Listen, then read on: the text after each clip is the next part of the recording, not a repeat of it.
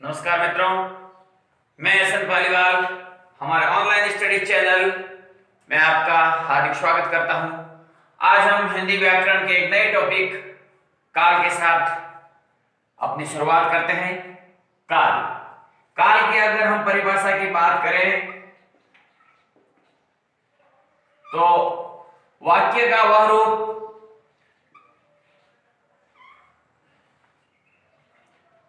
या वह वाक्य जिसमें क्रिया के होने का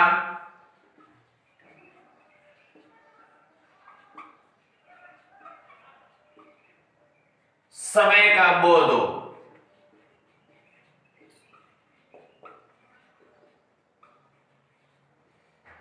यानी कि क्रिया कौन से समय में हो रही है इसका डिसीजन निर्णय काल करता है।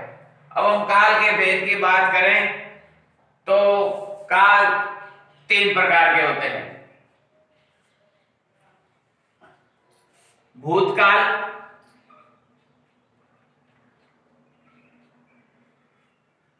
वर्तमान काल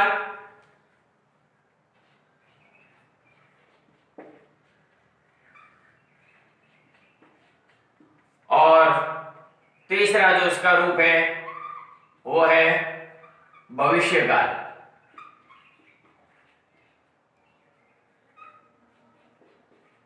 काल के तीन भेद होते हैं, भूतकाल, वर्तमान काल और भविष्यकाल।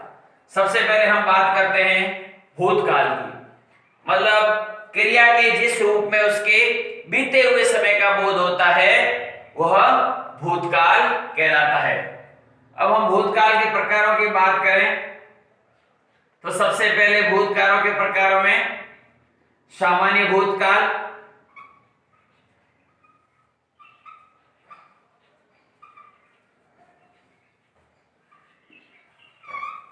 फिर दूसरा है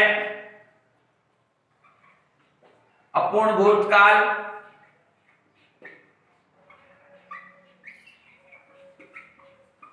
तीसरा है पूर्ण भूतकाल,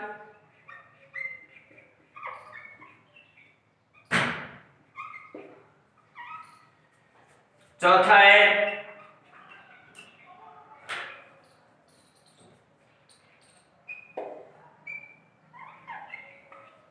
संदिग्ध भूतकाल,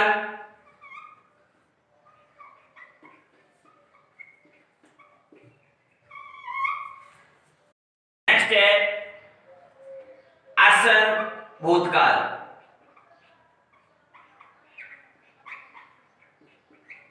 और छठा इसका जो रूप है वो है हेतु हेतु मद भूतकाल। अब है सबसे पहले सामान्य भूतकाल। सामान्य भूतकाल में यानी कि क्रिया के जिस रूप में उसके बीते हुए समय में सामान्य रूप से होने का बोध होता है सामान्य भूतकाल कहलाता है। जैसे राम ने पत्र लिखा, सामान्य रूप से होने का बोध हो रहा है यहां पर। अपूर्ण भूतकाल मतलब क्रिया के जिस रूप में उसके कार्य के होने का तो बोध होता है लेकिन उसके पूर्ण होने का बोध नहीं होता है, अपूर्ण भूतकाल की श्रेणी में आते हैं। जैसे राम पत्र लिख रहा था,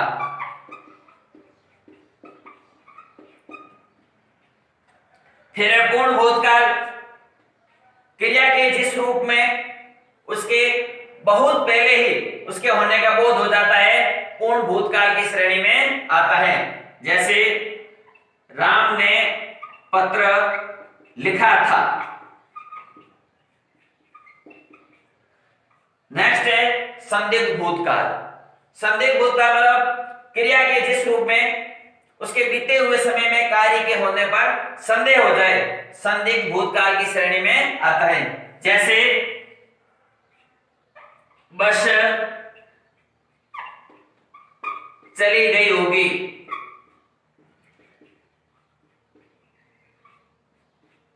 नेक्स्ट है आसन भूतकाल।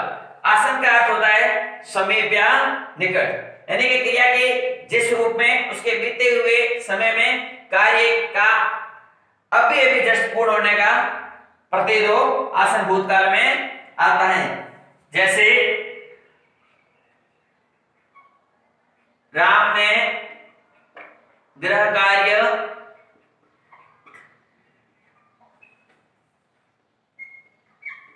कर लिया होगा।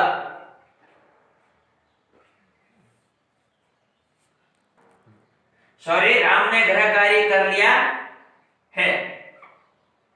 नेक्स्ट है हेतु हेतु मद भूतकाल। क्रिया के इस रूप के अंदर क्या होता है कि कार्य भूतकाल में हो सकता था लेकिन किसी कारणवश नहीं हुआ, उसमें कुछ शर्तें जोड़ दी जाती है, वो हेतु हेतु मद भूतकाल कहलाता है। जैसे यदि राम पढ़ता तो उत्तीर्ण होता, या यूं भी कह सकते हैं यदि मैं पक्षी होता तो खुले गगन में उड़ता। उसके बाद जो दूसरा रूप है वो है वर्तमान काल। नेक्स्ट है वर्तमान काल, यानी कि क्रिया के जिस रूप में उसके वर्तमान यानी अभी होने का बोध होता है वर्तमान काल कहलाता है। वर्तमान काल के भेदों की भी बात करें तो सबसे पहले है सामान्य वर्तमान काल,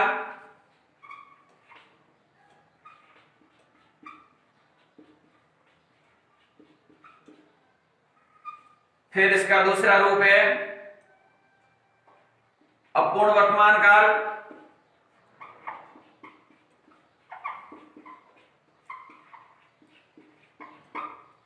फिर है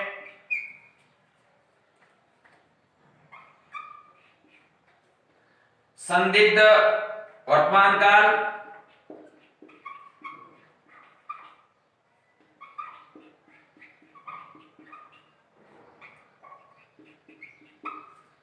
फिर इसका नेक्स्ट रूप है संभाव्य वर्तमान काल, और नेक्स्ट रूप है आज्ञार्थ वर्तमान काल।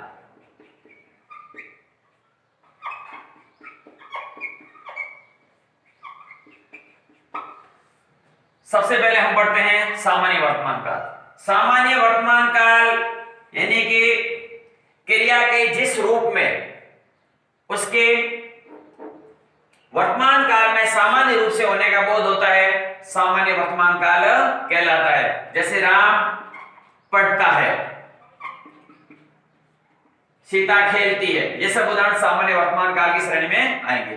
नेक्स्ट है अपूर्ण वर्तमान काल। अपूर्ण क्रिया का वह रूप जिसे क्रिया होने की तो प्रतीति होती है लेकिन पूर्ण होने का एहसास नहीं होता है, अपूर्ण वर्तमान काल की श्रेणी में आता है। जैसे राम खेल रहा है,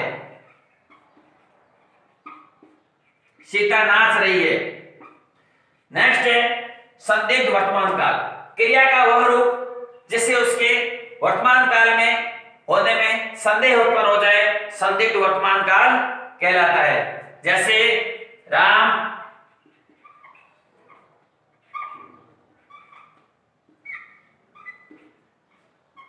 पढ़ता होगा,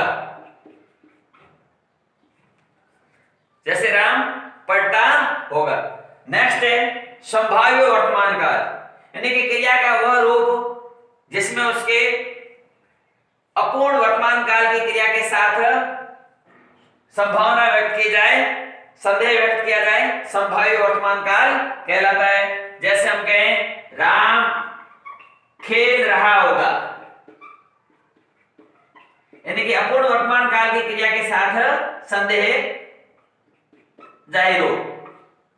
नेक्स्ट है अज्ञात वर्तमान काल, यानी कि क्रिया का वह रूप जिससे उसके वर्तमान काल में आज्ञा देने का बोध होता है। जैसे आप दरवाजा बंद करो, राधा तुम नाचो। ऐसे उदाहरण होते हैं जो कि अज्ञात वर्तमान काल की श्रेणी में आते हैं। नेक्स्ट हम पढ़ेंगे भविष्यकाल। भविष्यकाल में मतलब क्रिया के जिस रूप में उसके आने वाले समय में होने का बोध हो भविष्यकाल कहलाता है। अब भविष्यकाल के वेदों की बात करें तो सबसे पहला है सामान्य भविष्यकाल,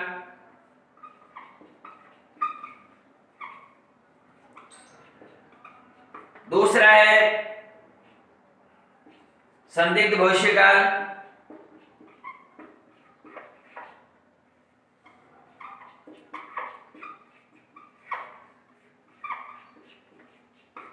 तीसरा है अज्ञात भविष्यकाल,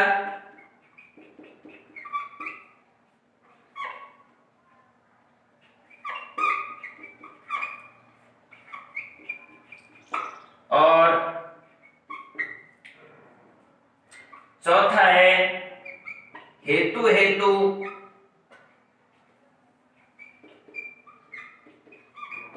मद भविष्यकाल। सबसे पहले हम लेते हैं सामान्य भविष्यकाल। सामान्य भविष्यकाल मतलब क्रिया के जिस रूप में उसके आने वाले समय में सामान्य रूप से होने का बोध हो सामान्य भविष्यकाल कहलाता है। जैसे राम पत्र लिखेगा, सीता नाचेगी। फिर है संदिग्ध भविष्यकाल, यानी क्रिया का वह रूप जिससे उसके भविष्य में होने वाले कार्य में संदेह उत्पन्न किया जाए, संदिग्ध भविष्यकाल कहलाता है। शायद आज बरसात, शायद आज बरसात होगी, संदेह की भावना है यहाँ पर। नेक्स्ट है अज्ञात भविष्यकाल, यानी कि क्रिया का वह रूप जिससे उसके भविष्य काल में आज्ञा देने का भाव हो, अज्ञात भविष्यकाल कहलाता है। जैसे राम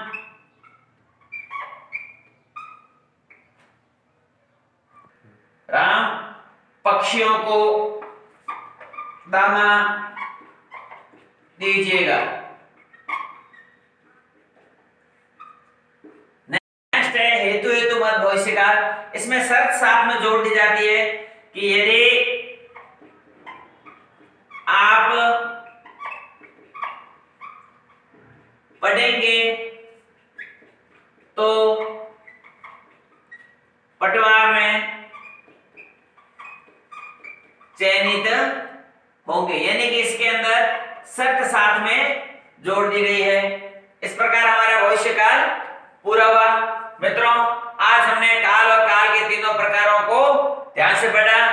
आशा करते हैं कि आपको ये जरूर पसंद आया होगा। आप हमारे चैनल को लाइक करें, शेयर करें, सब्सक्राइब करें। कल एक नए टॉपिक के साथ आपके बीच फिर हाजिर होंगे।